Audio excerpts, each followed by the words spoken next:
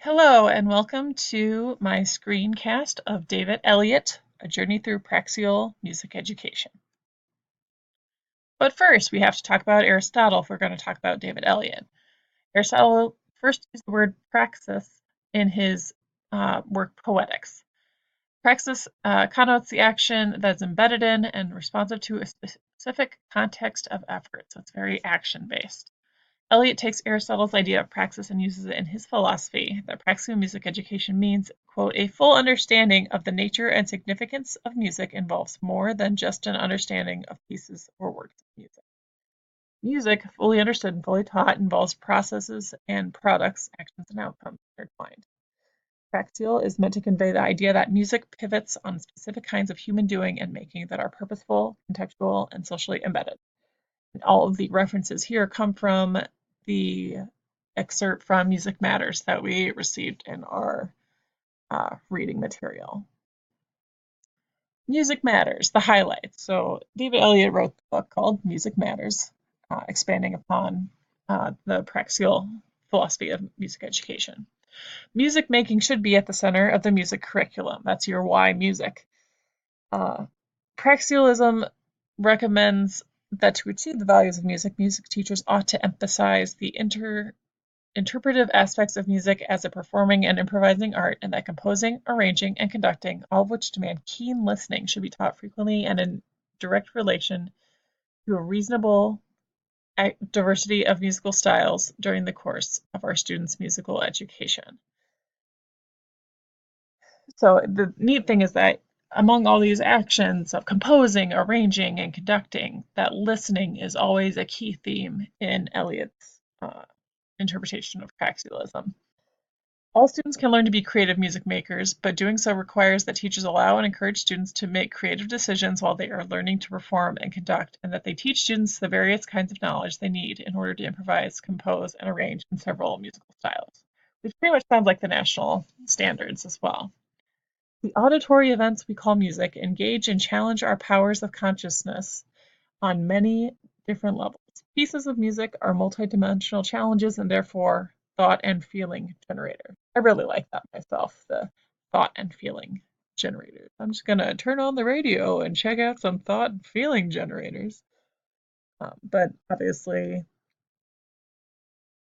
I would believe it's safe to say that everyone has been moved in some way, for better or for worse, by a piece of music. The cognitive coin. This was one of the buzzwords from our discussion in class. Musicianship and listenership are two sides of the same cognitive coin. Listenership, on one hand, involves the covert mental construction of intermusical relationships within works and intermusical relationships between works through the same kinds of knowing that make up musicianship: procedural, formal, informal, impressionistic, and supervisory music knowing. So those are all the things that are happening when we listen to a piece of music. And when our levels of musicianship match the challenge levels of the pieces we interact with, we achieve the central values of musicking and listening, namely musical enjoyment or flow, self-growth, self-knowledge, and self-esteem. In this view, musicianship is not only a rich form of thinking and that should be knowing. It is a unique source of one of the most important kinds of knowledge humans can achieve, self-knowledge. So how cool is that when our levels of musicianship match the difficulty of the pieces that we are performing, that we achieve all these wonderful things: self-growth, self-knowledge, and self-esteem. So very cool. He also really talked about the 7 basic issues in the reading from that was handed out to us in 807.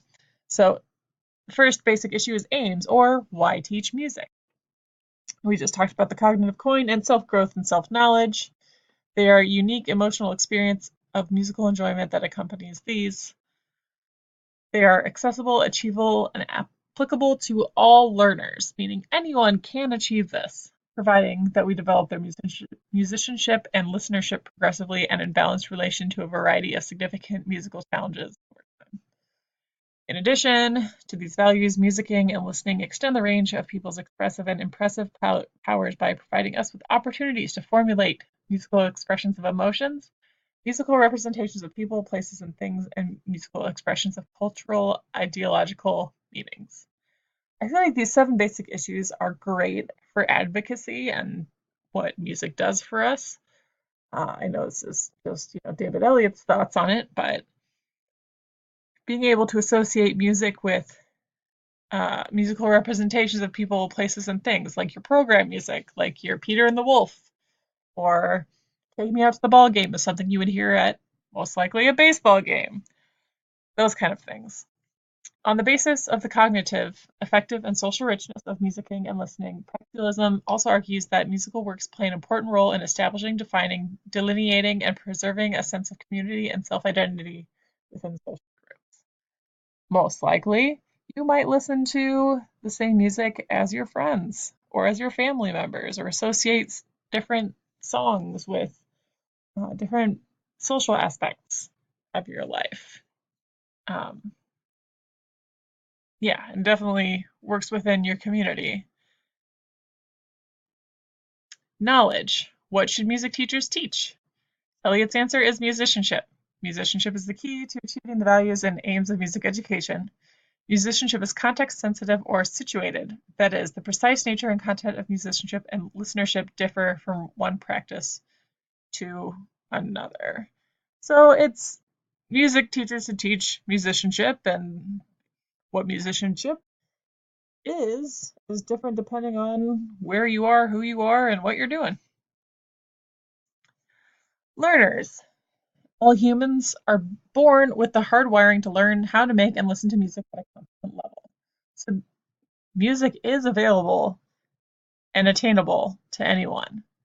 This means that most people can learn to make and listen to music well, that music learning is achievable and applicable to all people. All music students ought to be taught in the same basic way through performing, improvising, composing, arranging, conducting, and of course, listening to live and recorded music whenever possible. Again, I feel like that kind of ties in with the national standards.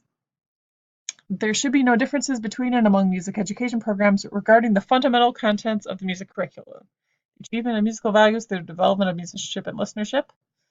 And there will and should be differences between and among music education programs depending on the levels of students' musicianship and listenership and the kinds and levels of good music teachers chose for their students.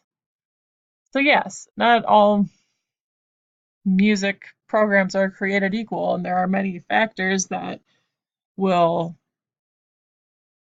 decide that. It could be funding, it could be previous knowledge. I teach at the high school level, and I have 4 different feeder schools, and those students are coming in at different levels based on if they were involved in a 6th through 8th grade combined band, or if they were in a 7th and 8th grade combined band and could work on harder music because you don't have to worry about the 6th graders. So it just varies depending on previous and outside factors as well. Learning process. An essential part of our task is to teach students how to continue developing their musicianship in the future. Lifelong learners, we've all heard that. The process of developing musicianship is a particular kind of learning process that students can engage in and learn how to employ themselves. The keys to this process are targeting attention, progressive musical problem solving, problem finding, and musical problem selection of musical ideas. Teachers who are musically competent themselves should carry out music education.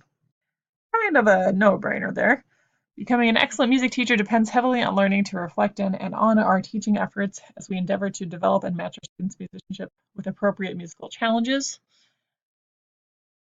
So being able to evaluate yourself as a teacher and if what you're doing is actually working or not, and being able to gauge whether you're choosing the right material for the level of students you have. These education programs ought to deliberately organize to prepare future artist teachers through excellent models of teaching and excellent examples of diverse musical materials.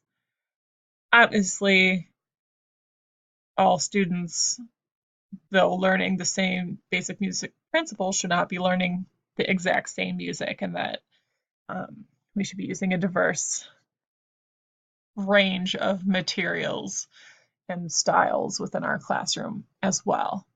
If only band teachers just taught marches, boy, would that get old quick.